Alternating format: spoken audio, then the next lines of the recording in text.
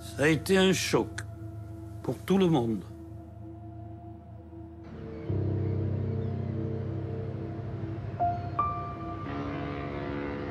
Le premier objectif des nazis est de prendre possession de mon port.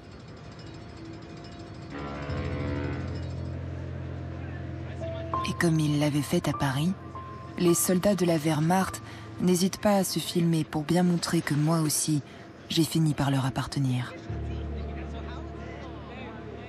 D'autant que pour les nazis, j'incarne ce cosmopolitisme qu'ils exècrent, cette décadence française qu'ils rêvent d'éradiquer.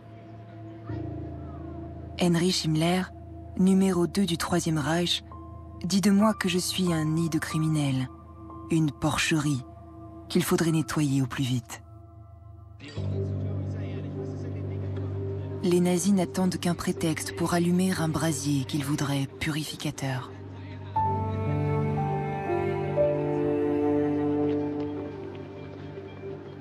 Lorsque les résistants des FDP-MOI, cachés dans le panier, attaquent des soldats allemands en janvier 1943, l'excuse est toute trouvée. Un engrenage infernal vient de se mettre en marche. Le vendredi 22 janvier 1943, 12 000 gendarmes et gardes mobiles français convergent vers Marseille pour une opération de police qui sera l'une des plus importantes de toute la guerre.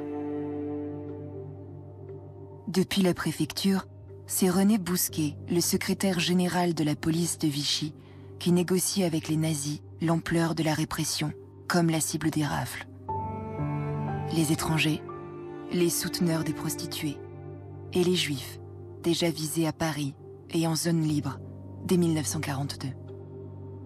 Et comme au Veldiv, ces arrestations devront ici aussi être effectuées par la police française. Question de souveraineté.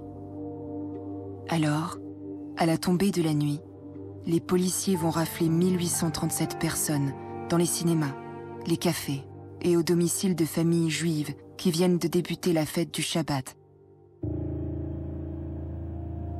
Ils recommenceront le lendemain, le 23 janvier, dans le quartier de l'Opéra.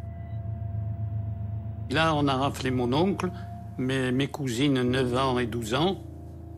Et le lendemain, à la première heure, c'était nous. Le 24 janvier à l'aube, les événements s'accélèrent. 1642 personnes, dont la moitié est de confession juive, sont livrées aux soldats allemands qui les entassent immédiatement dans des wagons à bestiaux pour les envoyer au camp de Drancy, antichambre d'une déportation fatale vers les camps d'extermination nazis.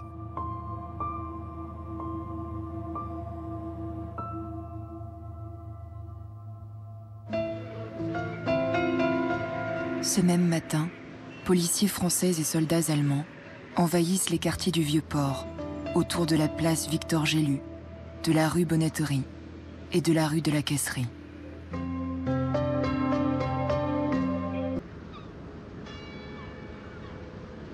Si les habitants du Vieux-Port ont été pour la plupart libérés, ils ne reverront jamais leurs appartements. Car le plan des Allemands, avec la complicité de l'administration vichiste de la ville, est de détruire à jamais tout le quartier autour de l'hôtel de ville. Le 1er février 1943, les soldats du génie allemand installent des explosifs dans les ruelles et sur la place Victor Gélu. Bientôt, ils font sauter les immeubles, un à un.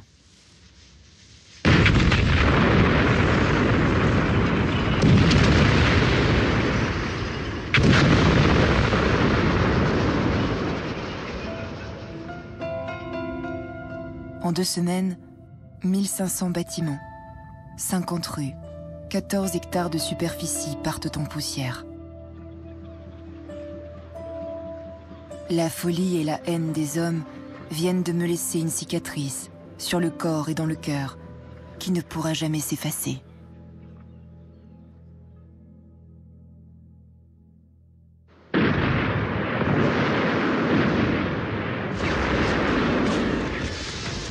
Après la Normandie le 6 juin, les troupes alliées débarquent en Provence le 15 août 1944. La bataille pour ma libération vient de débuter. Ce sont les troupes coloniales françaises, tabors marocains et tirailleurs algériens, qui se lancent les premiers à l'assaut et qui délivrent Notre-Dame de la Garde. Les Allemands se rendent le 28 août 1944.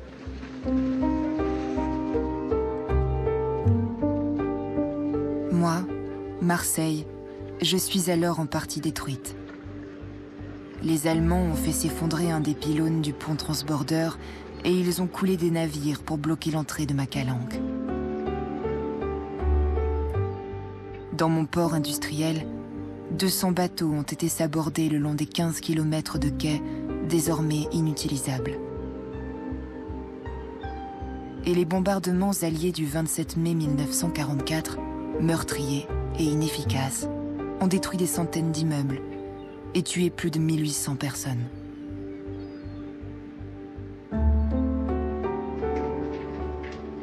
Quant à la rive du Vieux-Port, autour de l'hôtel de ville, c'est comme un gruyère dont on aurait mangé le cœur.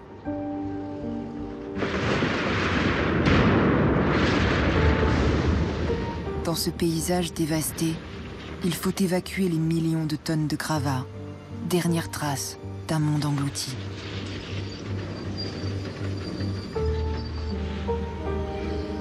Et lors d'une cérémonie, presque cathartique, enregistrée par les caméras des actualités cinématographiques, on détruit le dernier pylône de mon pont transbordeur.